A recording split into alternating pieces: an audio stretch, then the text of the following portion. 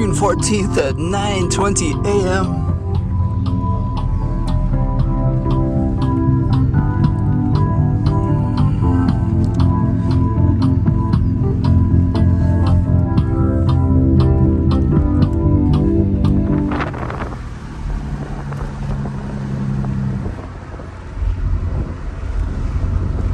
Just here in the Sonoma today. Feels great to drive.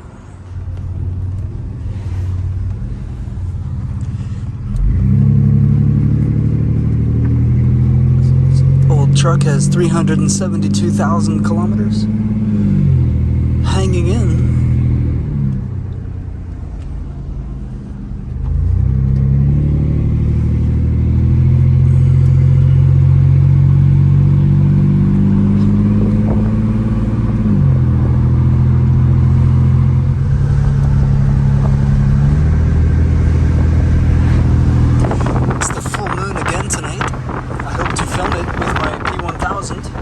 Show the rise point. Last night was 129 degrees, which is a very low wide arc, and I think tonight will be about the same. 127 degrees, I think, so slightly starting to head back toward the sun. The moon is.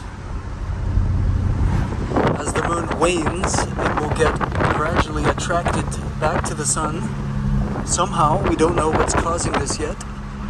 But we can speculate when we know the truth that it's not a dusty ball. Could be an electromagnetic phenomenon, a relationship with the sun, which causes it to push and pull with the sun each month.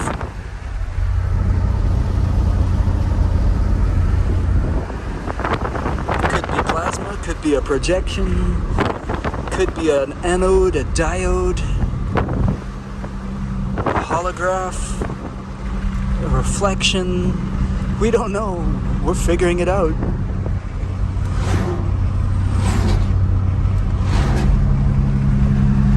Just gonna go check out the sun, see where it is in relation to the barn for a set point 7 days before the solstice.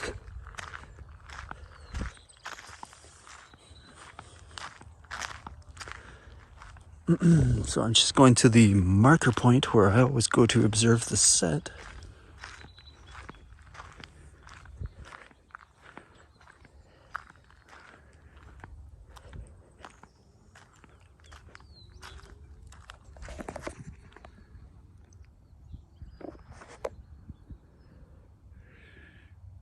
So just past the midway point of the barn.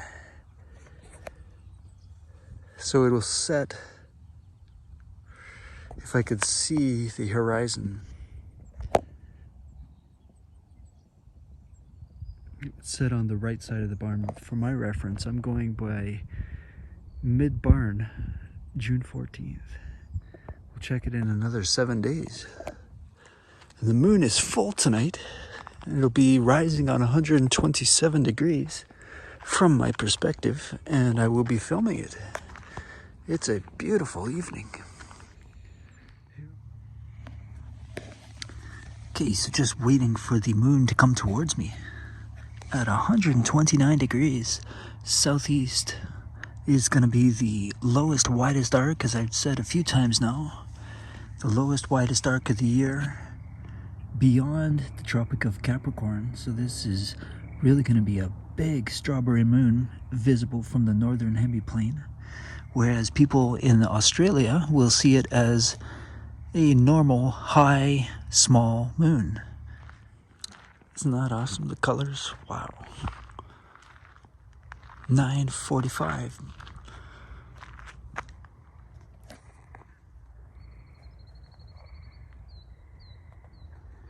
So by studying the moon, basically relearning the cosmos with what I think is probably the most accessible and visible luminary, the moon, that's where I started to get a grasp of what it's doing every month so that I can know at all times where the moon is, Gives me a little bit better perspective on the flat realm of how the moon is moving in relation to the sun.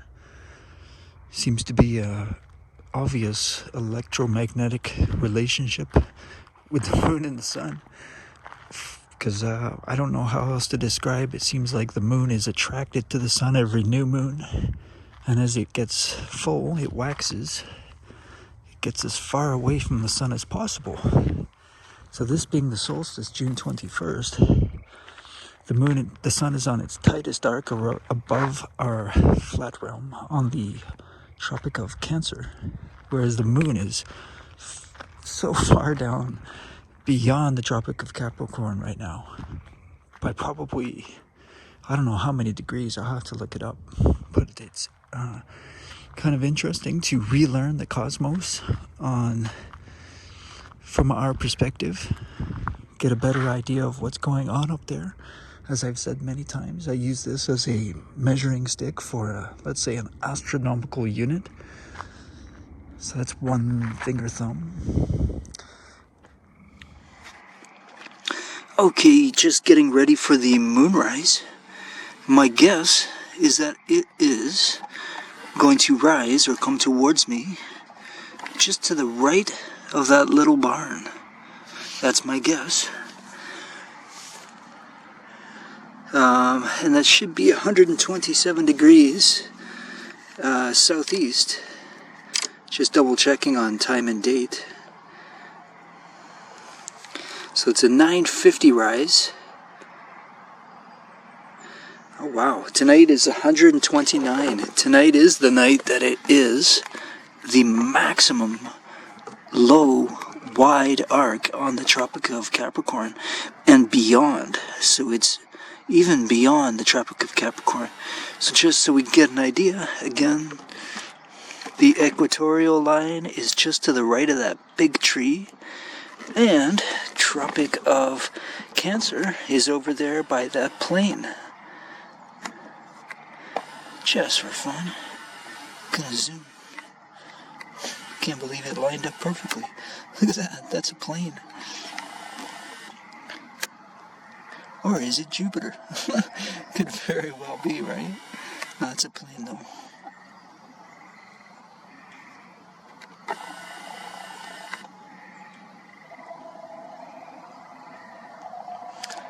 So as you see, man-made lights look like stars when they're out of focus. And that looks like Jupiter in focus. It's a plane. Okay, just adjusting as fast as I can here as I see the moon through the trees. It is so far over. I had to move them on by hand right now. No tripod. Trying my best. Gonna put the tripod down in 2 seconds. But this is huge. This is massive. Wow, the massive strawberry moon.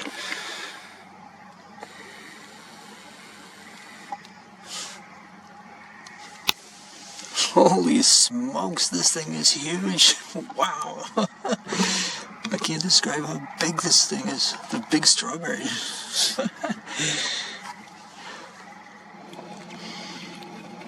How about that? Look at that. The strawberry full moon, June 14th, 2022. Wow.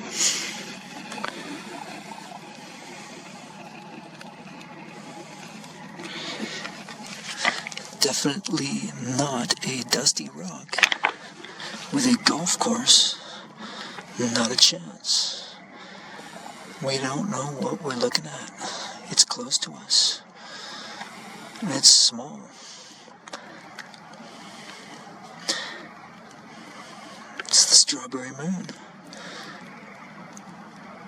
10 p.m., June 14th, 43.5 degrees north latitude, west of Toronto, Canada.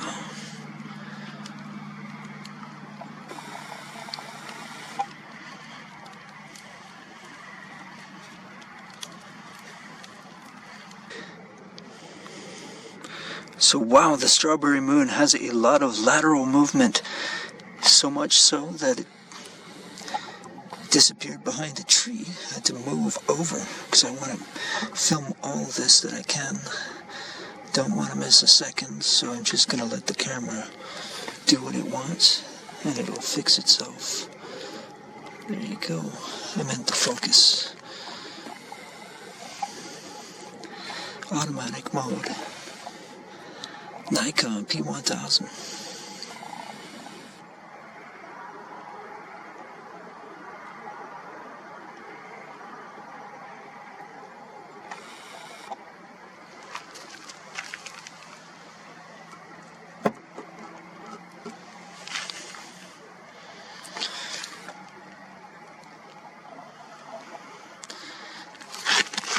Okay, that is Tycho or Tycho crater. Crater. No, it's not. The claim is that that is 85 kilometers wide at the center of the crater. Yet somehow, I can practically see it with my naked eye. And my Nikon at full max zoom has no problem. And they want us to believe that that moon is 286,000 miles away from us. And that inner crater being 85 kilometers wide. Do you see the problem?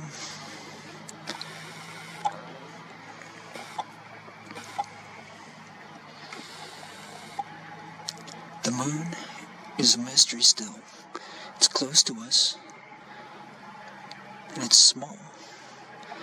It has energetic properties or attributes because people feel differently with the moon, especially when it's full. So it's affecting our emotions. Could it be affecting reality, consciousness? Sure, seems to be. It's definitely not a dusty, dirty rock with a 9-hole golf course with a telephone system. Who are you kidding? It's very intriguing because the moon moves in different arcs.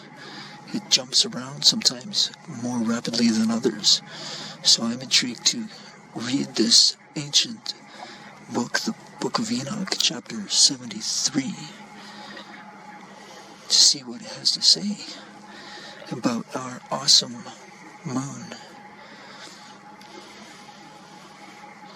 And that's the strawberry moon, 2022 here on June the 14th, 10:30 approx, 10:20 p.m., 43.5 degrees, north latitude.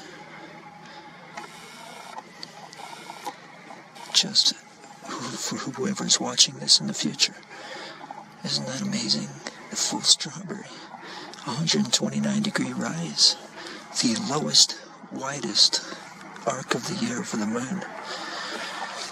Learning every day about what the moon is and what it's doing in relation to the sun and how it affects us.